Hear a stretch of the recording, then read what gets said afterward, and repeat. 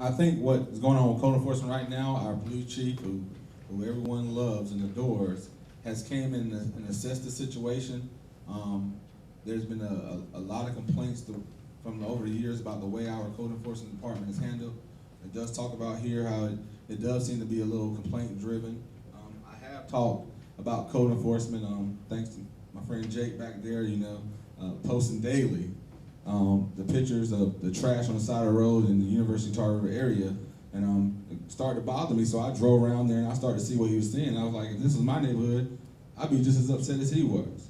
So I sat down with the code enforcement officials and members of the police department and was trying to understand how the process works. But what happened is code enforcement goes out between 8 and 12 that day.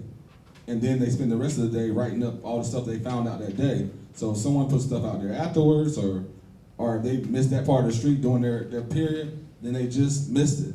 And that's why a lot of things can slip through the cracks. But our police chief is taking a comprehensive approach looking into it, maybe taking code enforcement from areas that don't need it as much, like District 4 and 5, where we don't need it as frequently as the university area in West Greenville, and reallocate those resources based upon a need, as opposed to saying this district has one, this district has one, and this district has one. I think this is the area that he's going to be able to be effective in. We just got to allow him to come together with the process and the plan. He knows it's an issue, and he wants to address it just as much as we do. Yes, this is another great question. I would, especially important for District 3, I would certainly like to see our code division become more active, but we also need more systematic approaches, such as I proposed through a rental registration program. Under such a program, which is allowed by law, homes with 2 or more violations would be inspected. This is a common sense approach that holds landlords and homeowners, but largely landlords, more accountable. We simply cannot rely on our code officers to police negligent landlords. We need requirements that hold them accountable. While there are some good landlords, most are negligent and interested in taking profit from our neighborhoods before they flip the house in worse shape to another landlord. The quality of tenants deteriorates with the home.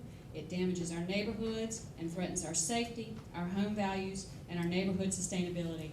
And in the time I have left, I'd just like to read some of the aspects of the rental registration program I proposed. There would be a permit process for troubled properties which have 3 or more violations, or which fall within the top 10% of crime and disorder problems. A system of inspections for properties with 2 or more violations of housing ordinances or codes. And an inspection process for rental homes within the University Overlay District and the 45 block of West Greenville revitalization area. This is allowable under law. I sat down in our city attorney's office and worked it out with him at that time.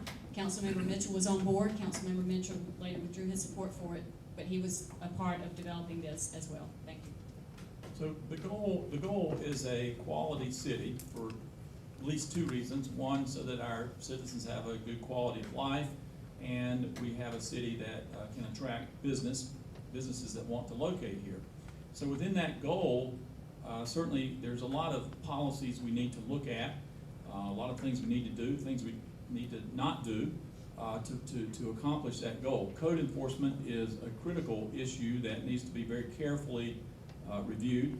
And in terms of moving from a complaint-driven to more of a proactive, I'd certainly be willing to take a look at that and look at it in the way that we would look at most policies like that, in an open, transparent way. That is, see what other cities are doing, see what works, see what doesn't work, look at the cost and benefits of different approaches, get public input, and then hopefully arrive at a consensus. But I'm certainly most willing to look at this. Code enforcement is one of the